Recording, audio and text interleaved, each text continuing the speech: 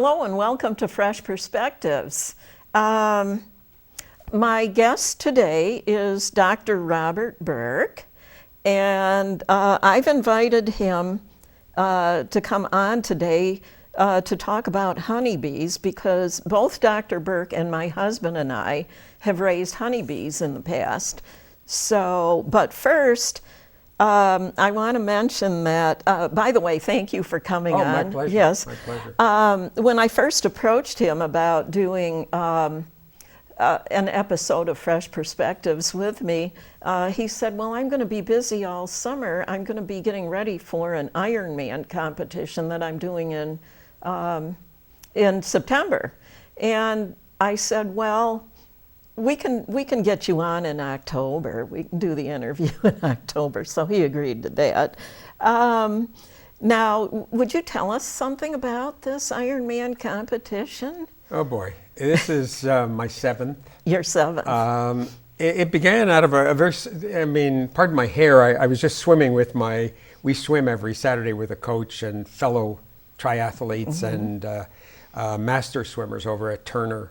Okay. So I'm a little bit post-swimming. Well, anyway, probably nobody would have noticed if you hadn't mentioned it. and I had to we usually go for breakfast afterwards, and I jumped out early to come here, but it's all right. I missed an eggs and whatever breakfast. We were all, ravenously hungry after we swim with a coach, Coach Rollinger, who was a coach for years in Jamestown, and he coaches us. It's just a wonderful group of people. But anyway, in 2005, I was working in the emergency room at Westfield, and the person working in the emergency room said, geez, I just finished doing Ironman Lake Placid. I said, really? And I had done a lot of distance stuff, ski marathons, regular marathons, long bike rides. And I said, yeah, that sounds interesting.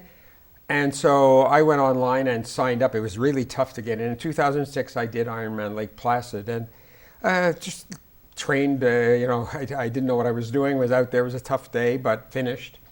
And you come across the finish line and it's Robert Burke from Westfield, New York. You are an Ironman, and there are people there. It's just an experience. The thing is, what I wanted to be was the healthiest I would have ever been in my life, physically fit, which you are. And so I've been there now 7 times, a number of them with injuries. And this last one in Maryland, I didn't finish. I had an injury from something that went wrong with my bike, and I couldn't run. But sitting here today, a month later, at my age, I am absolutely in the best shape I could ever be in my life. And that's what it's all about for me. The training, it was 9 months of training. When you saw me, I was in the peak of hours being put in, and it's like daily, twice a day, sure. because you have 3 events, swim, bike, and then run. So each day, at least 5 days a week, you're doing 2 of them.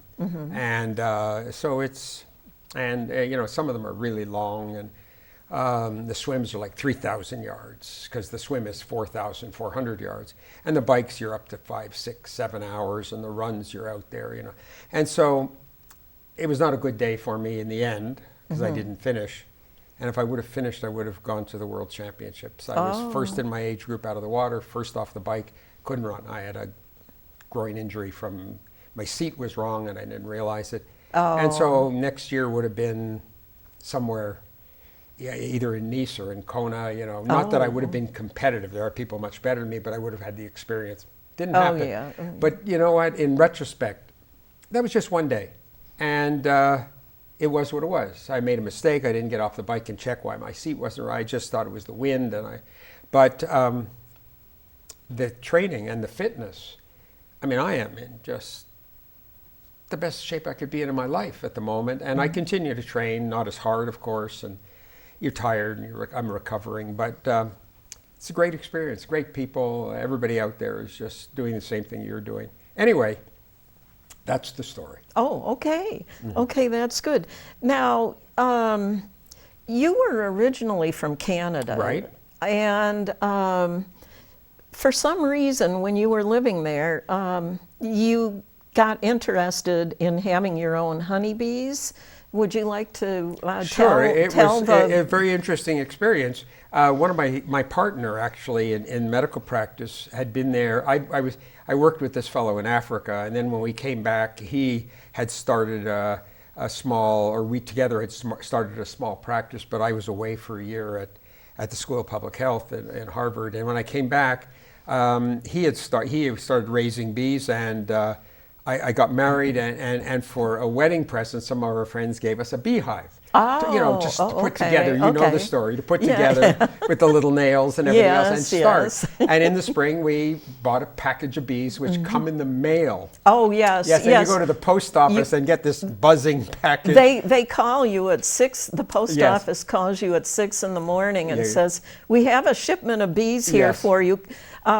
You can come as soon as possible to pick them up. Yes. They want you to be in a big hurry to get because there. they're a little concerned about it. And you get this humming package of bees, and then in there is a little container which has got the queen, which is in a special... and a few attendants to take care of her. And you have to get the queen out and get her into the hive, and then you dump the box. You just open the box and dump it into the hive. All of these bees you dump into the hive. About 10,000 probably. And that's actually, I think it's 20,000. It's 20, okay. 20,000. And that's the colony. And then you initially feed them some sugar syrup if it's really early. And in Canada, spring where we lived near the Vermont border, and it was cold there all winter. I mean, really cold, and the springs were late. So you have to feed the bees for a while. Then once the temperature gets above 45, or they're out. And we lived in a very wooded area, so my honey was this incredible wildflower honey. There weren't any single crops, so my honey had a very distinctive... I can still remember going to my father-in-law's house a number of years later, and he pulled out some honey, and I immediately knew it was my honey because it had this distinctive wildflower taste to it. Now, you can get highly specialized, obviously, orange blossom. My partner who had an area where he grew specific crops. He would get clover honey, and then he would get buckwheat honey, and you can taste the difference. And mine was just very specific. So after the first year, I bought another couple of hives. You start once you start, you can't stop. Oh, I know. And I ended up over a number of years with about 10 hives. The winters there were like really, really cold.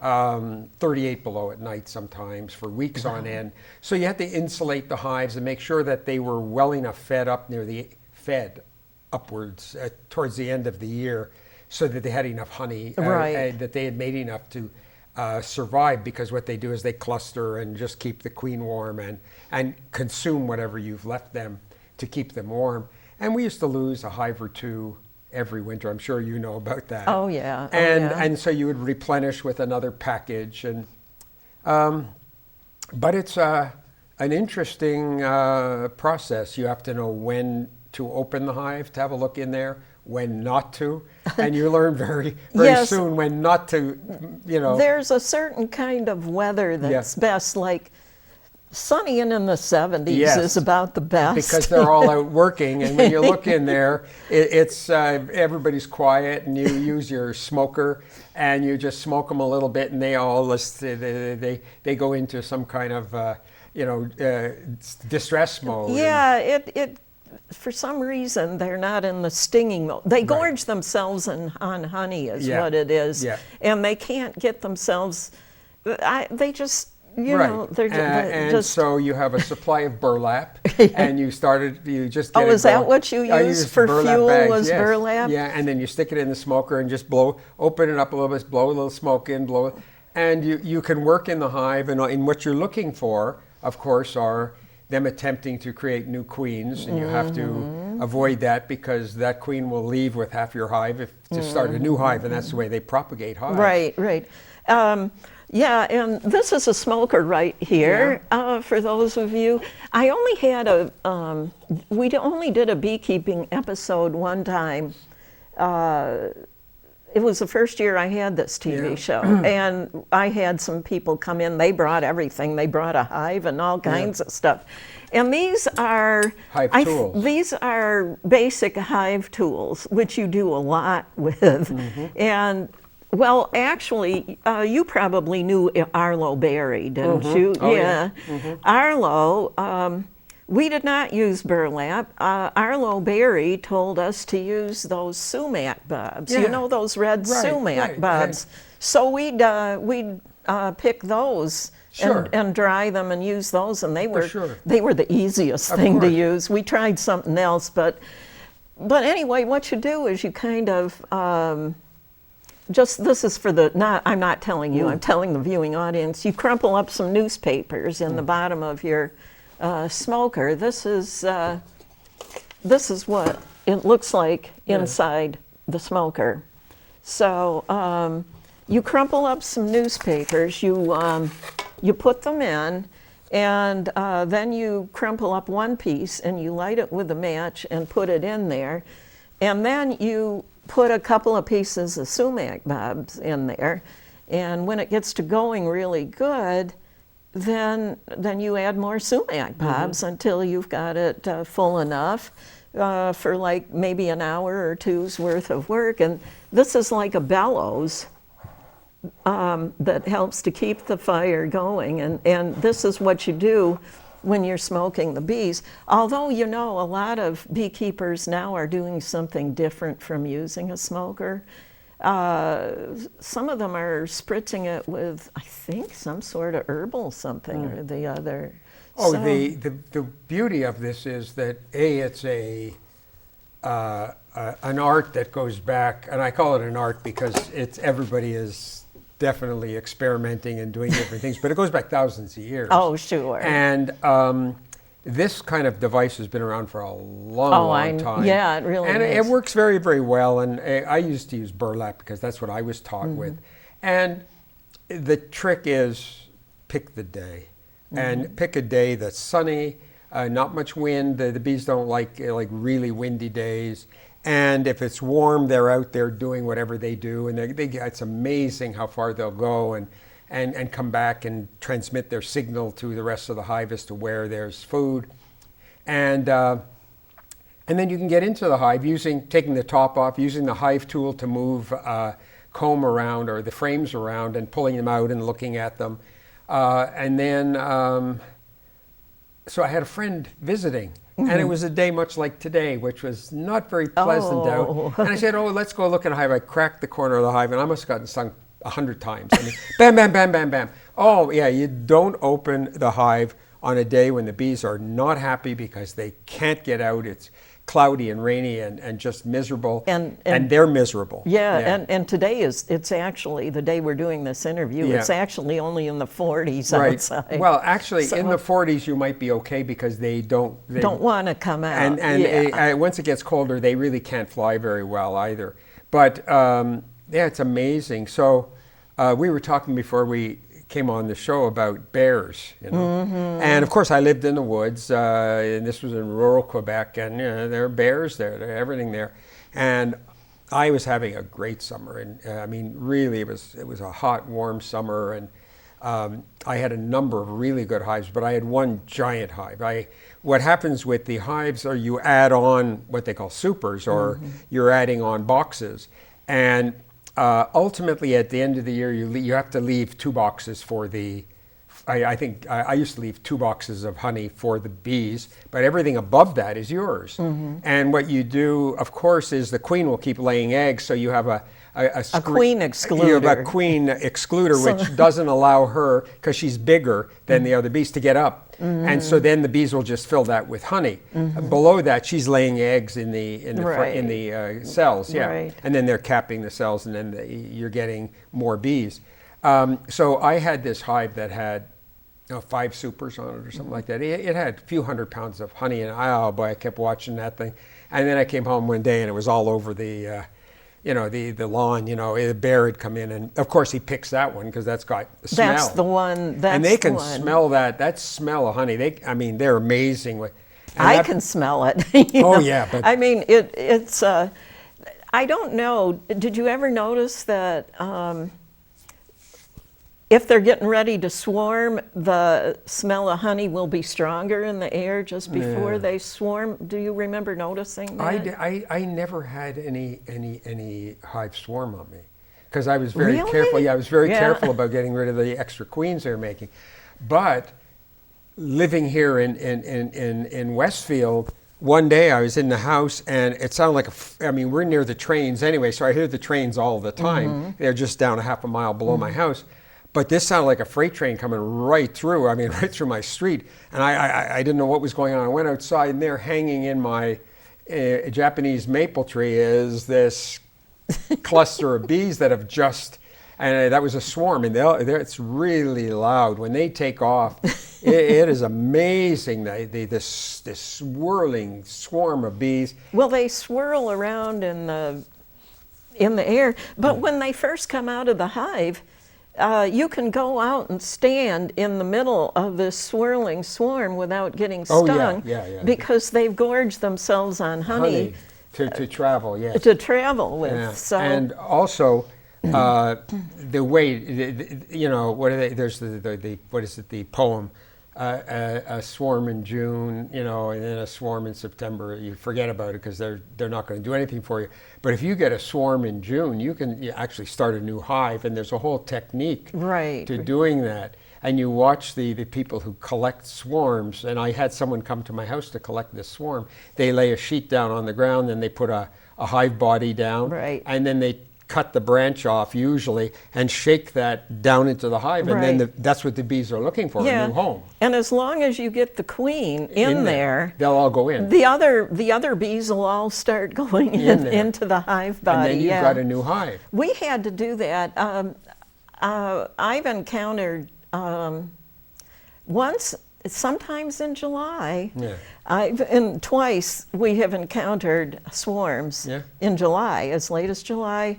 One time from our own bees, but then one time up in the village of Mayville, there was a swarm that flew into a neighborhood, and we got a phone call, and we went over and got them and brought them home. Sure, and you got a new hive, and it's it's a free one, and they won't do as well that first year, but you've got to, if you protect them, and here, because of the temperature's not bad in the wintertime. If you insulate that hive or protect it and make sure they're well enough fed before they winter, you can overwinter most of your hives. Oh, yes. Oh, yes. Amazing, but you know, we talked a little bit before about how important bees are to us. Oh, yes, definitely. And it's not only bees, you know, it's all of the pollinating insects. And you're talking about butterflies and wasps and yellow jackets and bumblebees.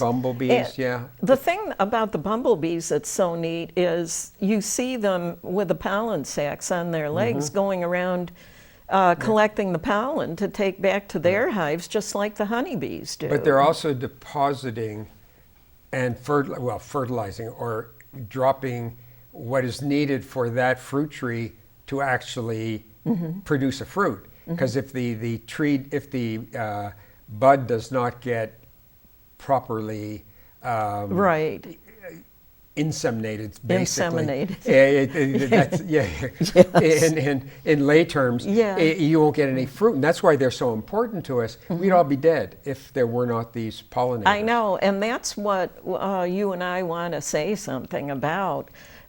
Because the bees are in serious trouble. They're in serious trouble. Serious trouble. All the pollinators are in serious trouble. And I'm not just talking about the diseases and the parasites that the bees can get, but also I think the reason that the populations are declining so much have a lot to do with all of the pesticides and weed killers that people are using in the environment.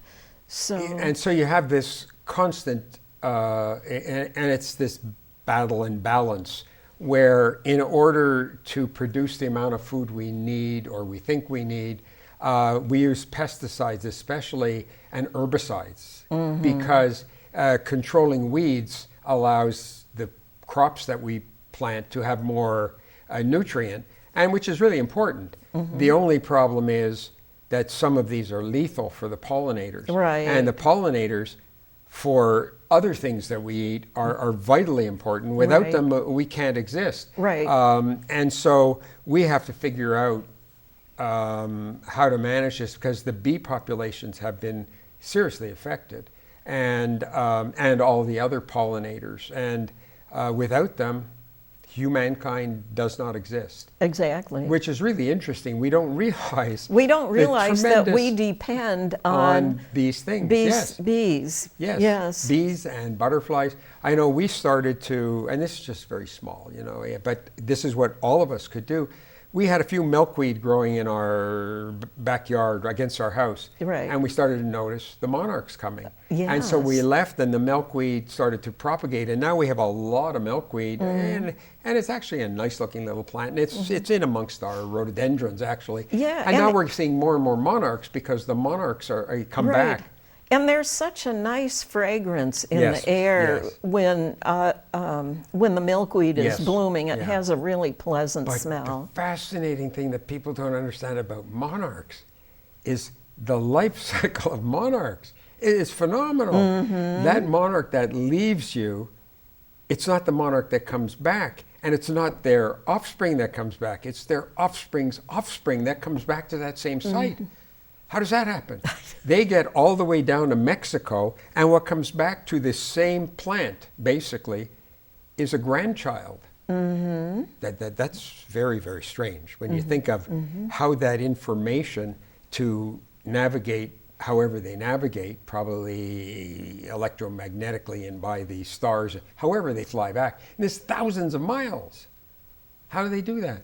And it's not the same. Now, the birds that come back are the same bird, and the bird is, it's a little more understandable. But this is like genetic material that's passed through literally they're passing their memory on, aren't they? Yes. But their memory of celestial and whatever else they use to navigate to get back to this tiny spot. I mean, I'm talking about my backyard. I'm not talking about like North America. I'm talking my backyard, one dot on a 24,000 mile circumference of the Earth. They're identifying somehow genetically. And so these are fascinating species. And the honeybees, of course, how they transmit, the dance, how they transmit. The waggle dance, yes. And people don't understand this, that bee goes out and it finds some source of food for the hive, and it comes back and does a dance that gives the other bees. The different moves explain to the other bees which direction they have to fly in and how far. I know. I mean, you think about it, it is totally fascinating. I know. And I mean, the other night I had to go to Buffalo. My daughter, we were going to interview residents who are in the training program in Buffalo, medical training, to look for doctors in a few years to come here. And I got my GPS out, and it's telling me where to go to get to this, place where it is. Well, these guys are just coming back, from 2 miles away. They're how big? They're like maybe half an inch big, and they get on the front of the hive and start dancing, and they transmit the same information. That's fascinating. I mean, it's more than fascinating. It's amazing. Right. Yeah. Well, I brought in some pictures and had Chris scan them for us. Yeah. I think I'll have him start bringing them up now. You can make comments about them. Okay. Well, that's the winter time, and as you notice, the beehive now has a winter coat on it. Mine were cardboard that you folded over. Now they're a little more sophisticated. Well, that was. I want to say tar paper. Yeah, sure. Yeah, I know. That's right. We used to wrap the hive in tar paper. Then I had a cardboard form-fitting thing that fit over it. Then I would put a weight on top like that. Yeah. Well, Carl wanted me to show this picture because the bees are really good at keeping the inside of the hive warm. Because you can see the heat around it. Yes. And you can see where the snow has melted around the sides of the hive from the heat that's being produced by the bees. But they're consuming the honey inside that they have, and so that's where you have to make sure they have enough for the winter, and especially if the winter goes long. And those are. There is another winter picture of our beehives. Look at how high it is. The snow is on top of the hives. But anyways, that was after we stopped wrapping them in the winter, Yeah. because sometimes in the spring, when you'd open them up, it would be dripping wet Yeah. inside the Yeah. hives, Yeah. and apparently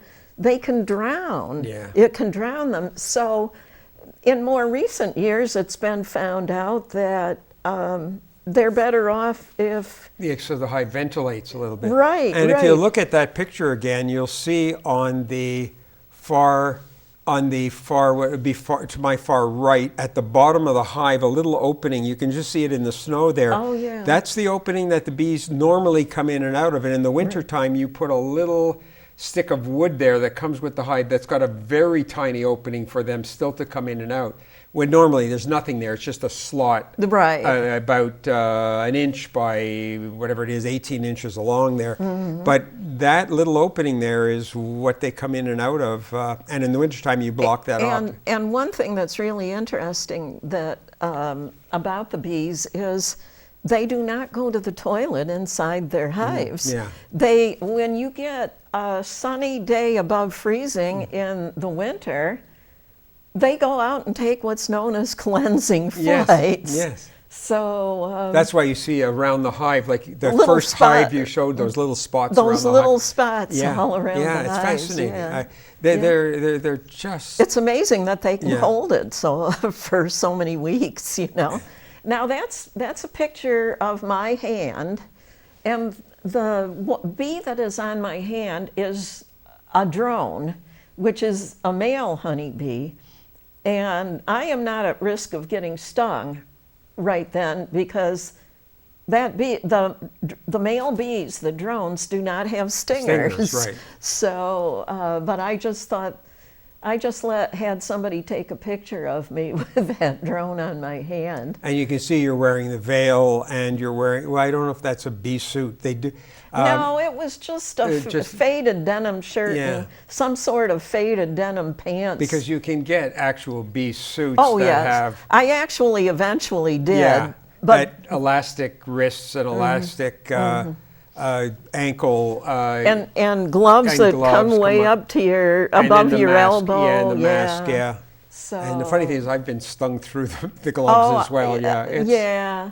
Now that's a hive open that's hive. quite new. Yeah. You can tell by how it's new by how clean it and is, yeah. everything it looks.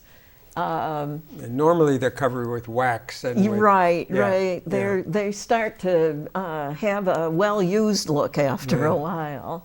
But normally each of those frames that you see there, those wooden frames, comes to you, it's just a flat sheet of wax. Right. That's just a little thicker than Right. a piece of cardboard impregnated with hexagonal cell starters. So there's hundreds of cell starters on those. Each of those things has just this flat piece, and they build the wax out, Right. and then the queen starts laying eggs, Right. and they cap them, or they start putting honey in and cap it. Yeah. Okay. Let's see what's coming up next here. Now, I think this picture, and I'm not sure why I had him scan this one, because you can't tell very well, but apparently a bunch of bees have dropped off of a frame down onto the ground right there, and I think that's what that was a picture of. You know, it was... So that's okay. a frame with, you can see that the bees have created enough wax to draw out the combs. Interestingly, if you look there, you'll see three things that you don't want to see on a frame. Queen cells. Queen cells. You see those long, elongated cells. Peanut-looking Yeah, things, one yeah. down near the bottom, one closest to us, and one partway Over along the- at the top. Those I think there's a fourth one on the very bottom, Yes. too, a little farther up. you want to get rid of those because they're trying to create queens. They're getting ready to they swarm. want to swarm is Yeah. what they want to do, which means you are at risk of losing some of your bees. and you know. honey And honey. Yeah. Yeah. Yeah. Okay, there's the tool that I was holding that frame with is called a frame grip. And you can see that frame is covered with a lot of bees around the edges, you can see where they've put a lot of honey in, and in the center, you could see where the queen has laid some eggs, and which are going to turn into larvae, and from there to full-grown bees. Yeah, it's hard to see, but what if you take the frame and bring it close to you, you'll see almost like little worms in there, and then you know your queen is laying eggs. Right. And that's a really good sign. And early on, after you've put the bees in and you wait a week or two, you open up, and what you want to see is the frames have been drawn out like this, so that they've now got the depth from that flat sheet that was part of that bee frame. And by the way, they don't come like this. You have to build those.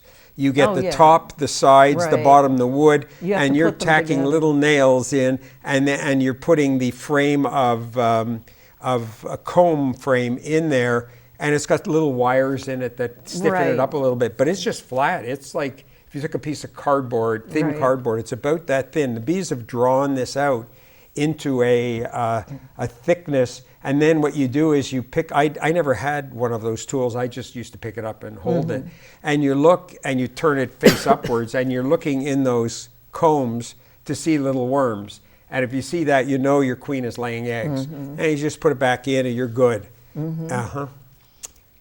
Okay. Fascinating. Okay, there's me. I must be using the smoker there, I guess, to get the bees.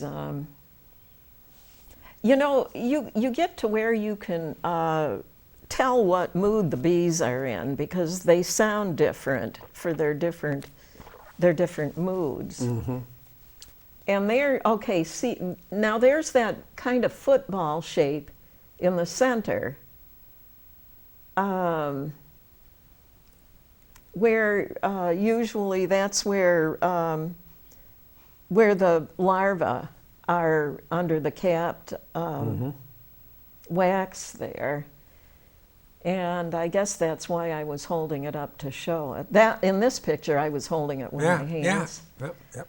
And there, that's me on the left, and the girl with the purple pants on. She is a relative of my husband's from France, that lives in France, and she was spending that first summer that we had the bees with us. You're not really supposed to wear bright colors and things to work at the beehives. It was all I could do to convince her to put socks on. So there we were, and when we were looking at the pictures after they were developed, she goes, "We look ugly," you know, because, and there I am apparently working at starting the smoker. I think that there's more. There's just a basic picture of the hives. Yeah, if you look, you have the big boxes at the bottom, which are usually your bee chambers. Right, where the bees live, the queen lives. Where the queen lives, and where you're going to leave the honey for the winter. All the above that, the half supers that you see are all yours. They're all honey. And if you notice the two hives on where there's the shorter hive and then the one, there's a slight separation between the two big boxes and then the beginning, and that's probably the queen excluder. Oh, yes. And it's just a thin metal mesh. No, not a mesh. It's a frame that has, it looks like the top of your barbecue. It's got just grill, and it's just the right size that the queen can't get through, but the bees can easily get through. And they just go up and draw the comb out. There's different size comb for here. It's half size. And then they fill it with honey. And you just keep adding those boxes and fill it with honey. You have to be careful not to put too many boxes on at a time. Oh, yeah. Or the bees get discouraged. They're too much work. Right. We would actually do the honey extracting twice a year. Really? We would do it like in late July and then again in October. I see.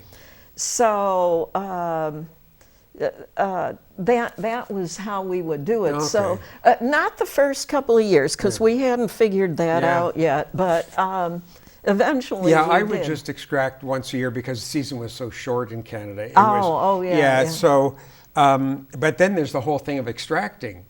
Oh boy. The most dangerous part of beekeeping is when you're bringing the honey supers indoors, taking them off the hives. That is when you are in the most danger of getting stung. And the hardest part, Yeah. the hardest part of the work that's really the hardest about beekeeping Is extracting. well, yes, but even more so cleaning up Yeah. the mess Yeah. after you do the honey extracting. How did you decap the frames? What did you use? Well, there's a special kind of knife Yeah, they hot called knife. Yeah, a capping knife. Yeah, decapping knife. Yeah. Yeah. Do you have a picture of that or not? Well, there's a picture of me doing it. We're not finished with the pictures Oh, okay, yet. okay. So, I didn't know. I wanted. There's a couple here. Oh, yeah. When they're getting ready to swarm, the bees, that's kind of like an early warning sign, as you'll get them clustered out on front of. But also they'll do that on a Really very hot, day. muggy They'll day. do that They'll to do that. ventilate the hive. Right. It's really amazing. They'll get out like that, and what they're really doing, they're buzzing and moving, and they're creating an air current to get the hive ventilated. Right. I mean, this is you can't make this up. No, These are. There's some interesting facts I wanted to mention, like Yeah. the fact that at the height of the summer, there can be a population of like 80,000 Oh, yeah, bees in a yeah. hive. I don't think people realize Is that just that how many? many Yeah. beekeepers are working with. There's a swarm right there. Yeah. There's a swarm, and apparently that white thing in the picture is a hive body that we have set, hoping the bees will decide to into it. move into it. Yeah. But the picture before actually showed, if you look at it, if you can go back to that first hive closest to us, that's the opening that the bees work out of, that little slot at the bottom. They're going, and on a hot day, it is like the Long Island Freeway there. They're just, all you see is this. And if you're standing in the right position with the right light, you're seeing this totally amazing number of inbound and outbound flights. And the inbound flights, the bees are just loaded with pollen on their pollen sacs, and they're just coming in and out, in and out. That is one of my favorite things, is to be nearby and watch all of the bees bringing that pollen in like that. Mm-hmm. Yeah, okay. it's Now there's a another picture of a swarm. When after they first swarm and swirl around in the air, they usually settle onto something for a while and then send out scouts to try to find a better location. Now, in this picture, there's a swarm on a tree branch. It's that downward lumpy looking thing on the bottom of a tree branch in the picture. And what we have done is set a stepladder underneath it and put some boards through some of the steps and set a hive body on there, hoping, and sometimes they do, hoping that they will decide to move into it. And when this picture was taken, that was our dog, the dog that we had at the time, sitting underneath there in the picture. I guess he wanted to have his picture taken. Yeah, and there I am. Well, you can't really tell from this picture what the knife looks like. No, but it's a hot knife that you use that scrapes off the little caps that are on all the comb. You don't want it to go too deep, so it's beveled, and it just goes flat along the frame. It takes off the wax with a little bit of honey. You can't ever, and then you have the frame on both sides. You've decapped it, and then you put it in. That white thing underneath, the one that I'm scraping it off of, that is heavy-duty plastic. It's called an uncapping tank, and that's where the wax drops down into. And you can see there's a spigot at the bottom of right, that to tank get the honey out. And that has to be a fairly warm area as well. Usually, usually. I mean, otherwise, like in the fall when Yeah. the weather's cold, if it's cold, the honey won't flow. Yeah. it because it'll crystallize. Yeah. And so I can remember like being just in a t-shirt and shorts, and I had a place that I constructed that was really warm, so the honey would flow. But then you have the wax and the cappings, and you can get some more honey out of that. But then you have, I think, in the foreground of that picture, there is the that's the honey extractor. And it's basically a centrifuge. And you put the frames in this way. After you've uncapped them, and then you spin them, and it spins and that also has a spigot at the bottom. I think you can see the spigot down at the left-hand corner there. Oh, yes. And then you put that through a filter to get the debris out, and there's your honey. Right, right, exactly. In bottles. Yeah. And, but you can see I look kind of happy in the picture, don't I? Oh, well. But anyway, there's a couple of things that I think that the general population don't know about bees. We've already said that the drones are the males and they don't have stingers, but what people probably will be surprised to hear is that the worker bees are all females. Yes. And but only the queen lays the eggs. Yeah. So I think a lot of people, when I've done a little bit of public speaking on the topic, and people were always surprised. Oh, the worker bees are all females, you know? And so that's kind of fun. And the drones have other jobs. They have one job. Yes. Well, what do they call them? A one-shot wonder. Yes, that's what they are. Their only purpose in life is to mate with a virgin queen, and then as soon as they do, they die. That's right. Oh my gosh. Yeah. Okay. Now these are going to be the last two pictures that I brought from home for. Okay, that's the work of, this is what it looks like when a bear has the work gotten of into Mr. your Bear, hives. I'm surprised that the hive bodies are still intact, because normally they'll smash those to pieces. Oh yeah, they make an awful mess, and you don't want to go out and you don't want to find this. And we've even had during the last couple of years, we had 5 hives, I remember. And a bear tore apart 3 of them. That might have been that particular incident. That's the other one. When you have 5 hives, you don't want it's a nightmare to go out and find that a bear has gotten in. And they can even get through. We always had to have electric after the first time. A bear got into a hive of ours, then we always had like 3 rows of electric fence around the beehives. They go through them anyways. Yeah, well, if you think about the fur and everything else, and first of all, they're driven by that smell of honey. They will do almost anything to get there. And skunks eat bees. Yeah. Okay, which brings me to, do you want to tell the viewing audience why beekeepers do not wear black clothing or clothing that's made of wool when they're working at their beehives? You're asking me a question I have no. Oh, okay. Because black is the color of the kinds of animals usually. I know that are predatory. Yeah, that get into the beehives, like the bear and wool, I don't know. Well, wool is, from an animal, and I guess they're antagonistic towards that. I know skunks they'll just They're feed totally immune. Yeah, I mean, they'll come up and scratch on the front of the hive at night to get bees to come out, and then they'll start shoveling them in like as if they're eating candy or something. Yep. So they must be immune to the bee stings. Or don't care. Or don't care. Well, it's food, it's amazing. Yeah. I had a Japanese beetle trap outside because they were getting into my fruit trees here, and a skunk tore the bottom out of the trap and was eating all the Japanese beetles. You know, I mean, they're They'll do what they have to do to get food. Yeah, to get food. Yeah, I know.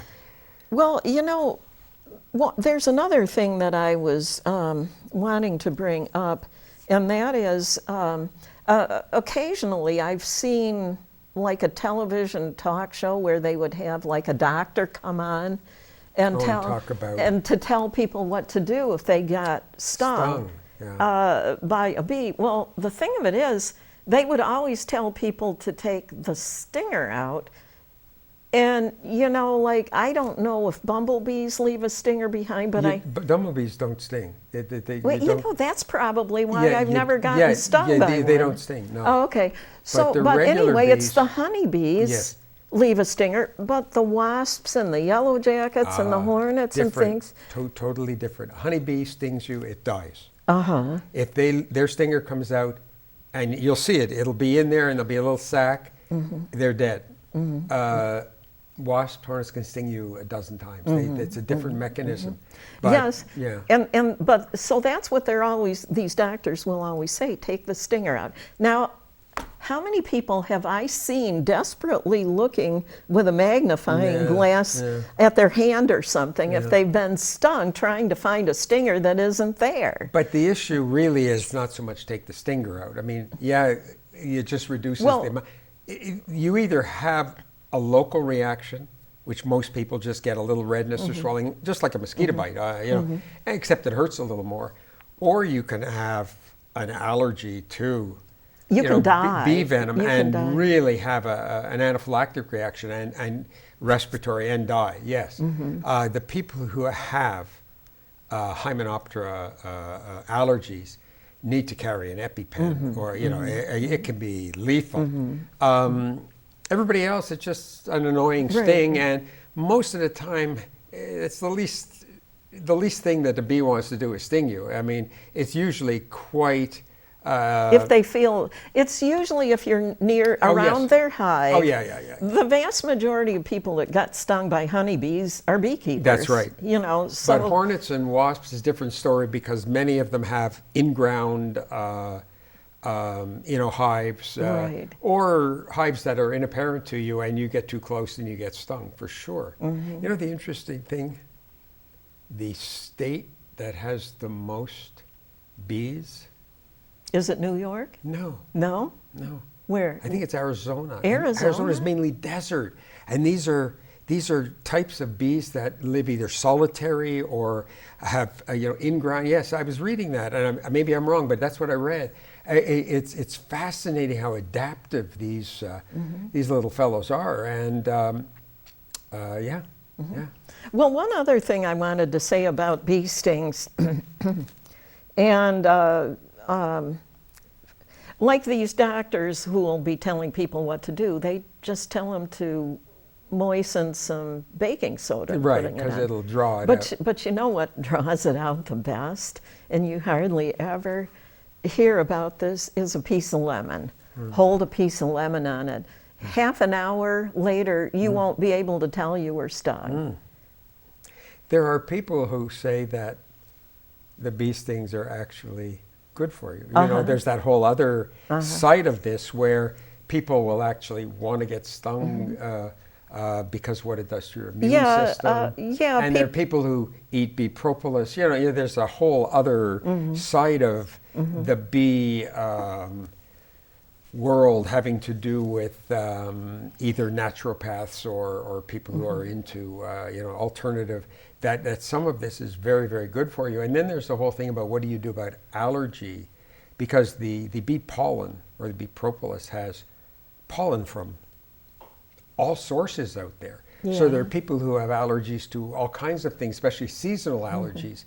And this in small doses, which is what you get if you go to the allergist and they give you shots. They're giving you small doses of what you're allergic to build up your... They desensitize you. Well, people have found out that honey or these pollen byproducts, taking them will also help you develop a you just become more and more tolerant of that, and then don't get the runny nose in the eyes, and and the wheezing and whatever else you get. There's a lot more. Shakespeare wrote 500 years ago. There's more in heaven and earth, Horatio, than I've dreamt of in your philosophy. We don't know it all, and these insects and all kinds of other things that are out there. There's still a whole world of information that we don't know about. And yes, I see you're reaching for the Bible. Yes. Okay, this is called The ABC and XYZ of Beekeeping. It is a classic. It's probably one of the oldest how-to books on beekeeping. And you said that you have a copy of it. Oh, I have a copy of this also. now. So it's 40 years old. There's also one called The Hive and the Honeybee. Root, of course, is one of the original beekeeping companies for equipment and everything else. Yeah. I remember ordering things from the Walter T. Kelly Company, although I think that they are no longer exist. Yeah. I did want to show some pictures in here. I was looking. I got so excited, when I was going through these books and looking at the pictures and everything last night. What I'm looking for here, okay, this book, I don't know if he can zero it in on it really well or not, but you hardly ever see the queen because they'll run away and hide. But in this picture, this really long, what were you out in the other room? This really long bee in the center of the picture. Yeah, that's this one right here. That's the queen. But the companies now make it easy for you because they put a dot of nail polish on her, either red or orange, so you can identify her early on. And it's really nice because, yes, she is significantly longer than the other bees, but it's nice when you have her marked. And I think you can ask for the queen to be marked. You right? can. Yes. I don't know that we ever did, though. Yeah. But and here's a picture of some queen cells. Yeah. You better stay in here for a few minutes. Let's see some queen cells. See those peanut-shaped things there? And that's why you take this tool here, and you pull out the frames one at a time, and you check them very closely because you do not want those unless you're trying to create another swarm, and you're playing. You're risking a little bit because if you're a day late and $1 short, you got half your hive is gone, and so often. You will just destroy those cells to try and keep a queen from being propagated. Because once she's out, a hive will have no more than one queen. And so they're gone. Half the hive is gone. It's just, yeah. Yeah, well, I won't try to do it again. But this is Save the Bees. Some people are actually in cities. They're having beehives on top of apartment buildings.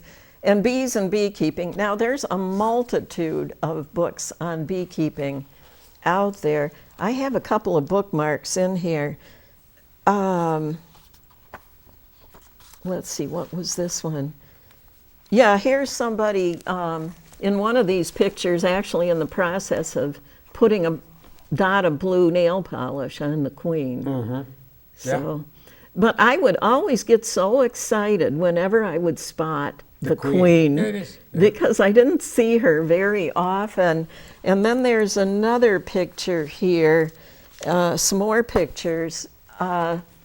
This one on the lower right has queen cells where they're thinking they want to swarm. And then here's a filled out.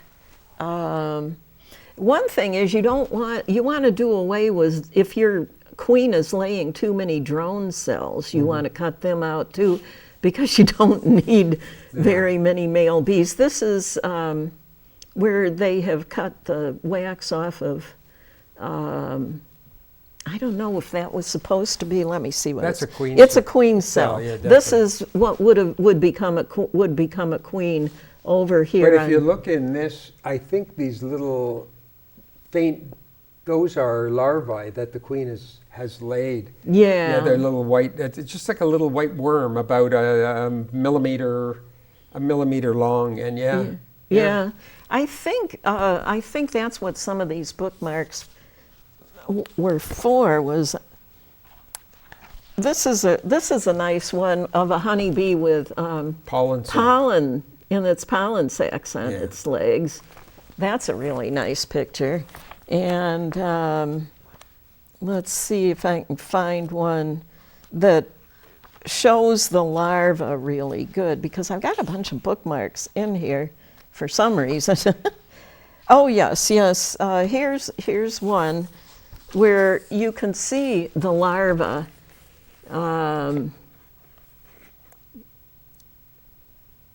That white little spot right there.